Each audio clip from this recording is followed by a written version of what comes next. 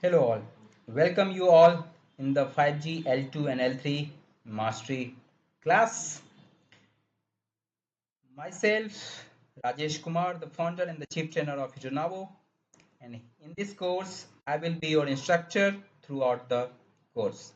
So first we will discuss about the MAC layer, then we'll move on the RLC, then PDCP, and then finally we'll move on the L3 RRC layer. So this is how I have designed this course, and once you complete the course, it's my assurance, if you have understand the concept, the practical, the log which I'm going to demonstrate it, then you will have the ample understanding of the 3GPP aspects for the L2 and L3, so that you can utilize this concept in your organization, wherever you are working, and you can work independently without any dependency on the your colleague, your seniors, or your other domain expert.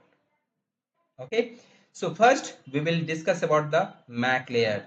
Okay, and we will discuss complete concept as per the latest release 18. So let's move on.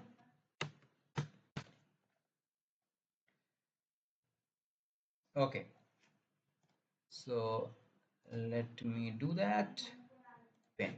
Okay, so course contents, let's see the what are the course contents we are going to discuss in this MAC layer mastery batch. So module 1 is completely dedicated for the function, and that we are going to discuss about as per the clause 4.4. So here we will discuss what are the functionality of the MAC layer. Okay, what actually MAC layer do, what are their expectation from the upper layer, what is the expectation it is seeking from the lower layer, right? So that all we will discuss in the module 1. Then module 2 will talk about the random access procedure, and this is very important to understand it, and that is 3GPP has defined under the clause 5.1. Here completely I will dedicate it almost 3 hours or 3 class to explain the entire concept, because this is very critical concept in the entire call flow. People know it from the very basic level, but as of since this is mastery class, so here we will discuss each and every information, each and every parameter which we should know as an expert. Okay, whether it's MSG 1 to 2 to 3 and then 4. Okay, then module 3 we will talk about the MAC BSR, buffer status report, and the selection procedure, and this is defined under the clause 5.4.5. Okay, so we'll try to understand why we send the buffer status report, what does it mean by the buffer status report. Okay, and then we will discuss about the different types of buffer status report, right? Whether it's a short BSR, whether it's a long BSR, short truncated BSR, long truncated BSR, so all will discuss it. We will also validate our concept through the log, that how we can understand whether it's a short BSR is there, long BSR is there, and how the basically once the UE request to initiate the BSR, then what should be the behavior of the scheduler, that we will also see that. Then module 4 is dedicated for the NR, BFR and the RLF, and that 3GPP is defined under the clause 5.17. So this is again very critical to understand it. RLF we all know, most of the people know, but through when we talk about the difference between RLF and the BFR, a student gets confused always. So we will talk in the detail the difference between RLF, the BFR, how the L1 and L2 layer works to detect the beam failure, to how then recovery process starts, what are the parameters which we need to configure it, right? So we'll see in the detail with the example. Module 5 is completely dedicated for the HARC operation discussion. So as we know, there is a ARQ mechanism that works on the RLC. Then there is a HARC mechanism which works on the MAC layer. So we'll try to understand the difference between ARQ and the HARC process. Then also we'll discuss about the types of the arc. Then we'll try to compare with the LT arc versus NR arc process. Okay. And then module 6 is dedicated for the seedling request understanding, and that is 3GPP has defined under the clause 5.4.4. So we'll discuss, when we initiate the seedling request. So based on that, how the seedler allocates the resource. Obviously, seedler cannot allocate the resource blindly. So there should be a mechanism, there should be the parameter. Based on that, seedler consider all the parameter and then accordingly it allocates the resource. So we'll see that in the detail, the list of the parameter, the information which seedler takes in consideration before it's allocating the grant or resource. Module 7 is dedicated for the power headroom. So we'll see that what does it mean by the power headroom. We'll see that the types of the power headroom and how this parameter is crucial for even the seedler to decide when it allocates the resource. And 3GPP has defined in the clause 5.4.6. Module 8 is dedicated for the DRX operation, and that 3GPP has defined under the clause 5.7. So we'll see that how the DRX, discontinuous reception, why this concept introduced, the types of the DRX, right? We have the CDRX, now we have the EDRX, right? So we'll try to understand it. We'll see that what are the parameters which we need to configure it from the network end, and we'll also try to understand that how the G-node be communicate to the UE about all this configuration, and based on that how UE respond to the G-node B. Okay, so we'll see that. Then module 9, where we will discuss about the BWP operation. BWP stands for bandwidth part, and that's 3GPP has defined under the clause 5.15. So we'll discuss why 3GPP introduced this concept. We'll try to compare what was lagging in the LT which 3GPP tried to introduce here. Then we'll see that the type of BWP.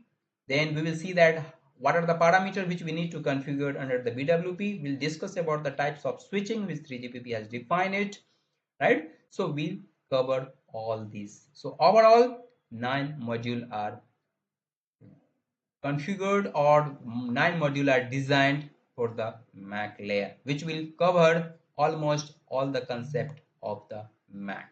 Okay, so let's move on. Module 1, function as per the clause 4.4. Look at this, the functionality which 3GPP has defined it, and that is aligned with the specs.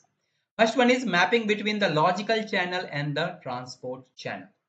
Before I explain the concept, we need to understand the main keyword is logical channel and the transport channel.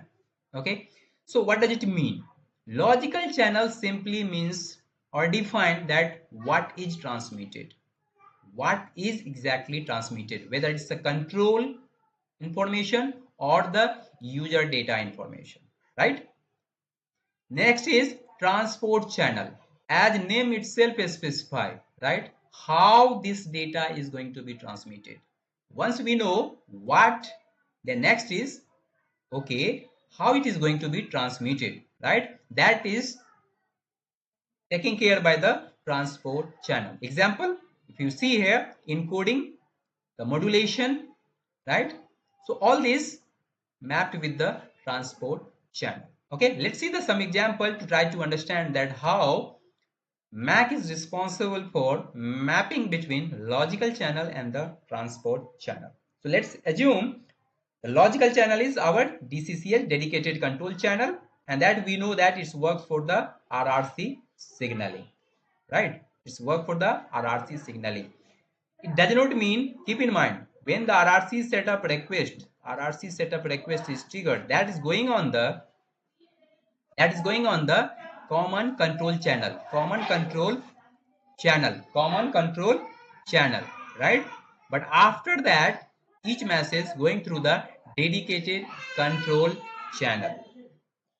Next is transport channel, right? So downlink shared channel is transport channel, okay, and that is responsible for downlink data transmission.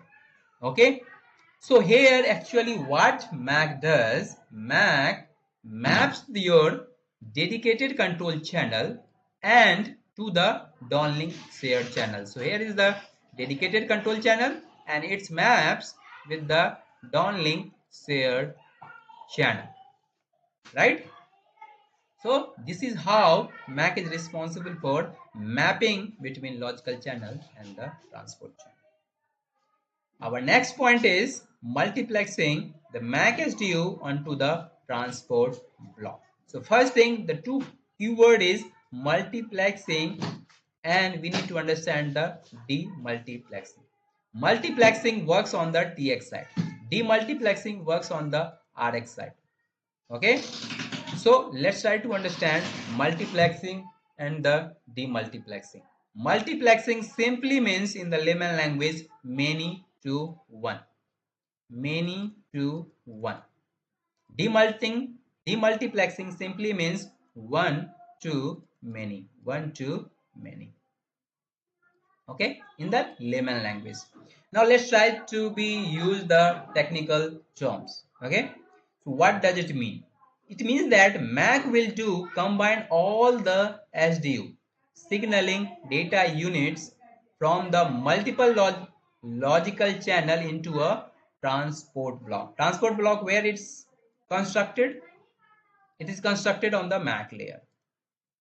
Okay, it is constructed on the MAC layer and then it's transmitted to the lower layer, that is L1 or called the PHY layer, right? Let's see the example. Our logical channel is what? DTCH, dedicated traffic channel, plus dedicated control channel. So here the traffic will go, here signaling part will go. Now what MAC will do, it will multiplex many to one, multiple SDU from the both the channel into one TB, one transport block. Okay, and then what happens as a result, a single transport block will carry both the data. What does it mean? It means it will carry the dedicated traffic and will also carry the control signaling data. So signaling data as well as our actual data it will carry on. So multiple SDU on 1 TB. Okay, let's move on. Third is demultiplexing MAC SDU from the transport block. This is just as a reverse process of the point number 2. Here multiple SDU was combining on the 1 TB. Now we are talking demultiplexing of the MAC SDU from the TB. So how demultiplexing will do? It will do one to many. One to many.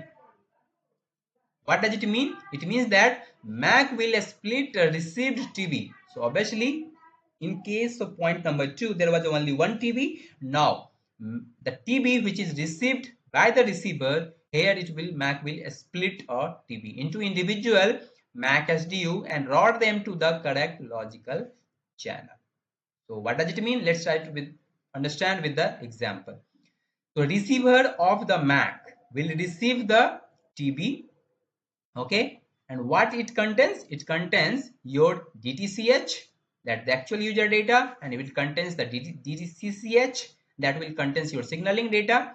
Finally, MAC will demultiplex the TB, sending video traffic or data to the DTCH and all the signaling on the DCCH, dedicated control channel, right? Next is scheduling information reporting. Okay, what does it mean? Who schedule? Obviously, UE report the buffer status, right? So whenever UE has something to transmit the data to the G node B, you will send the what? Buffer status. Buffer status. But keep in mind, first you will do the scheduling.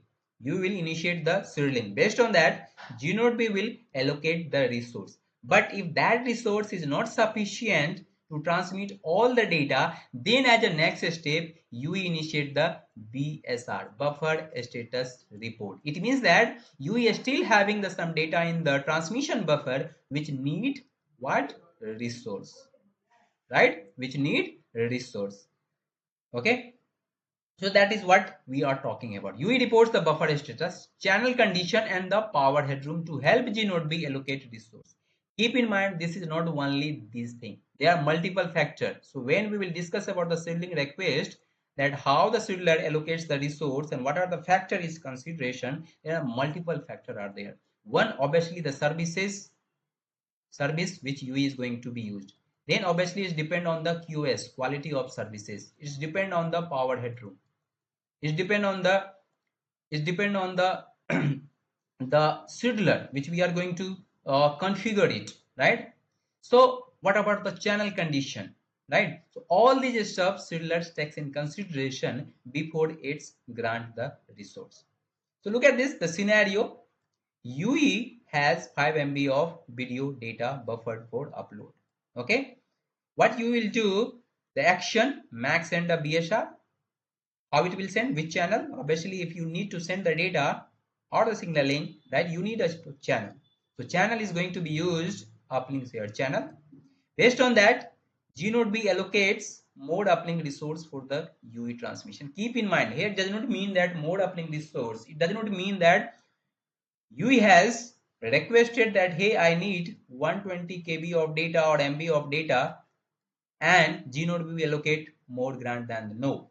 GNode B will only allocate the grant or resource what UE is exactly required or what it is expecting from the scheduler, right? Because scheduler, it's a scheduler responsibility, it's a scheduler job to ensure that no resource is going wastage. Provide the resource as per the requirement. Okay, so that is how the scheduler consider all the parameter before it's allocating the resource to the UE, right? Let's move on. Next is error correction via the HARQ mechanism. What does it mean? So HARQ is hybrid automatic repeat request. Let's understand the HARQ process and then we'll try to understand it. What does it mean? So let's say this is transmitter, here is my receiver. Transmitter transmit the packet. Let's assume that hello, HELLOW. Now let's say the transmitter has transmits in the right sequence, but on the receiver end what it is receiving is H, the E, the L, and the next L is missed, and then now it's received O. So this L is missed, this packet is missed, this something SN you can say that it is not SN exactly, this the packet which you can say is exactly missed. Now what should be the behavior? Obviously there will be a NAC will be triggered by the receiver. Receiver will send the NAC, right? And in this NAC it will mention that what exactly the packet is missed to decode. So remaining packet it will keep in the buffer, remaining packet it will keep in the buffer, and only the packet which is missed it will send the NAC to the transmitter. Transmitter will only retransmit the packet which has missed. So in this case L it will retransmit, it will retransmit only L. Now once it receive on the receiver end, again we'll do the soft combining process. What it will do, just hang on for a moment.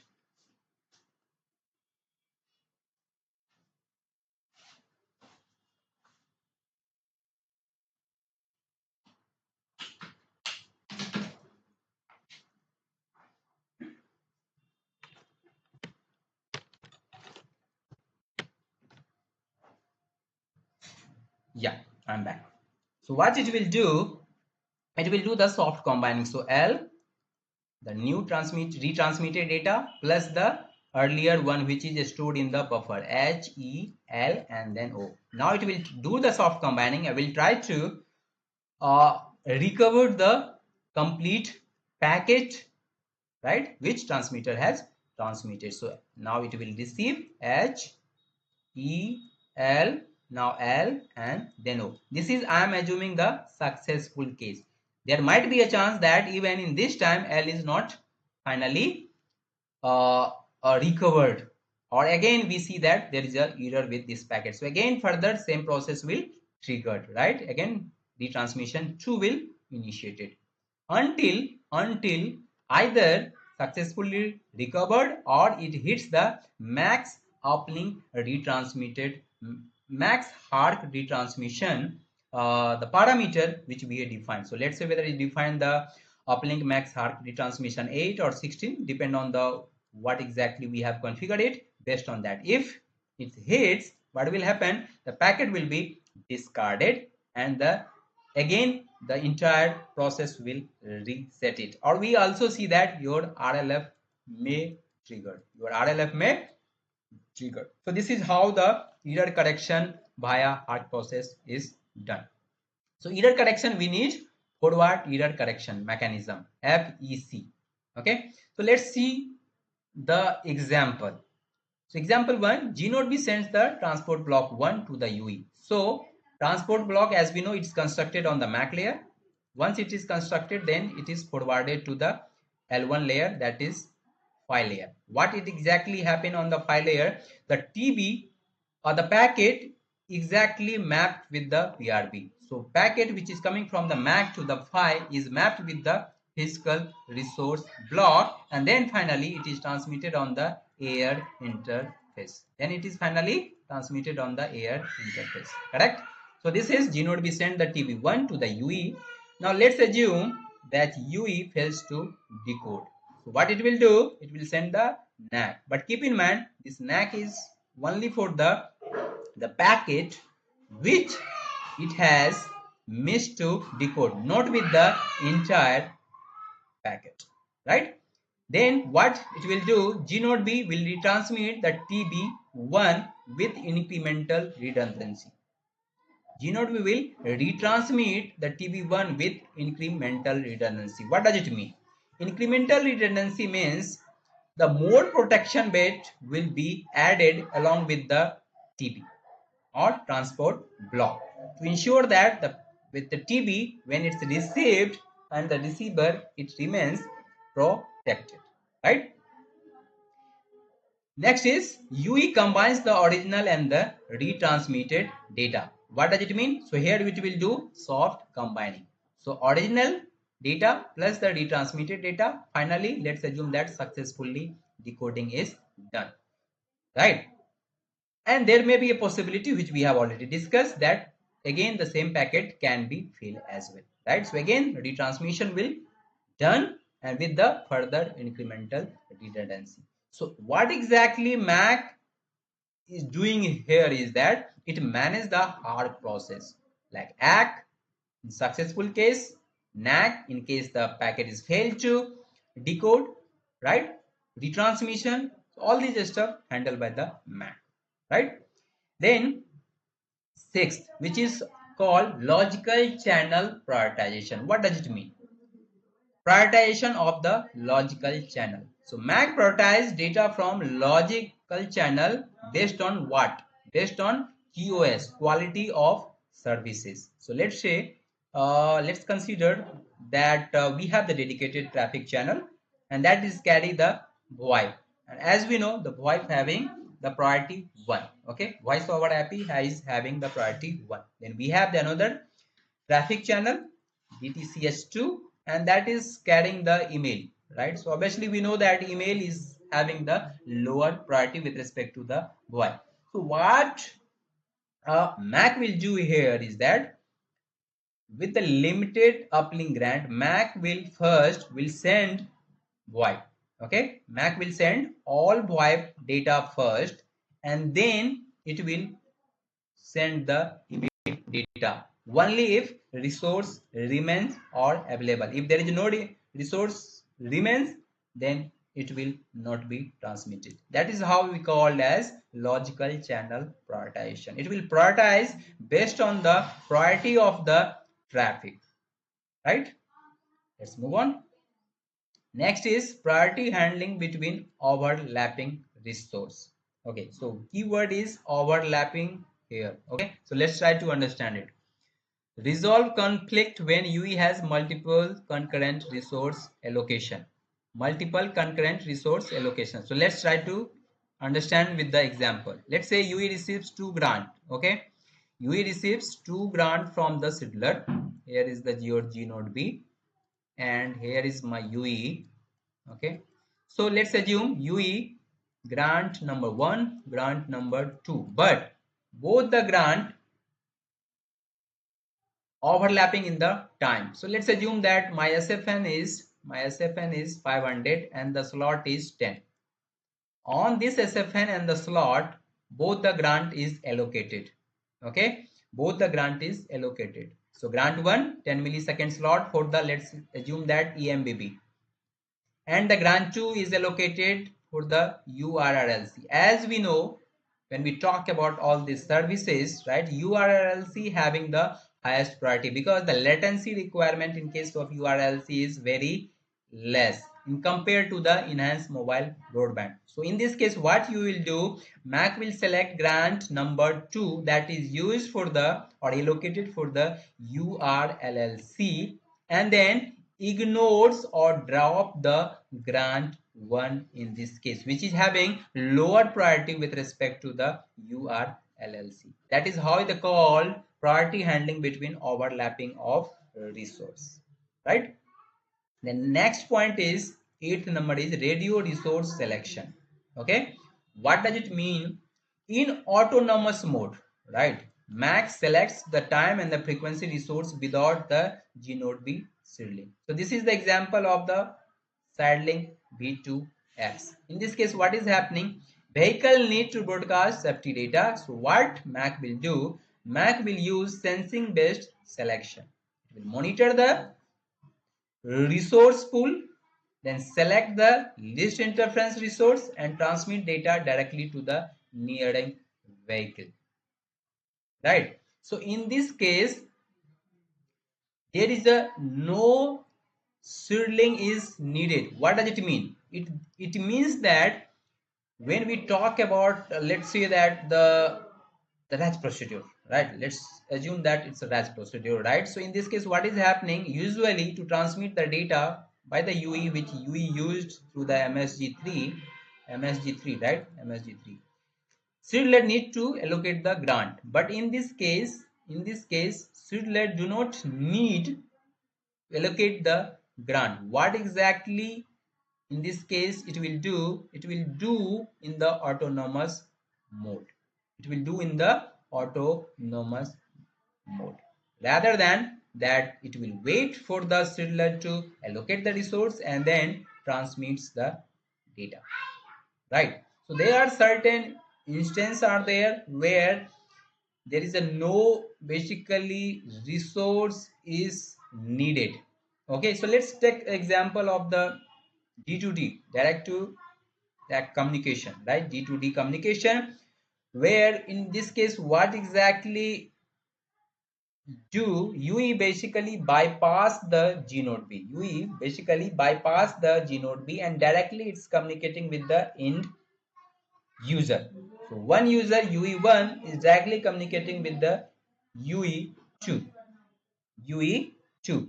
In this case, what is happening? It's bypassing the G node B. So what is happening? Okay, it is bypassing the G node B, but on what interface? So 3GPP has defined the some different resource here. Okay, and based on that, it transmits the data or it communicates from target user. So in this case, basically you are able to reduce the latency. We are able to reduce the latency. Okay, so this is how the radio resource selection is happening. Now look at this. This is the function table which 3GPP has defined it here. So we have the same functionality which we have discussed in the tabular format. So wherever X is there, it means that it is going to be supported. Wherever we see that the blank, it is not supporting. So downlink already we know, uplink we know. There is a side link are there, side link TX and the side link RX. This is all about D2D communication. D2 D communication, direct to direct communication, where there is a, like usually what is happening, we see that here is my UE, then UE communicate to the G node B, then G node B further, I mean I'm not splitting here the DU and CU, directly I'm assuming as a one node, then G node B communicate with the core network, right? And then there further core network to the could be the app server, which is responsible for the data generation or data pumping, right? So this is how the normal flow will look like. But in this case, what is happening? UE1 and UE2, UE2, UE1 is here. Okay, they directly communicate by bypassing the G node B, right? So in this case, what is happening, because the interface we have bypassed it, so overall latency is reduced, latency improved. So what is happening? The faster data transmission, and that is what we needed in this V2X type of communication, right? So look at this mapping logical channel, transport channel we have discussed, multiplexing we have discussed, demultiplexing we have discussed, which works on the RX side, this is works on the TX side, this is RX side. Then we have seen the sibling information reporting, then error correction through the hearth, how we can do that, right? Then logical channel prioritization we have seen, then radio resource selection we have seen it. So these are the all the functionality which 3GPP has defined in the clause 4.4. Okay, thank you. See you in the next module 2.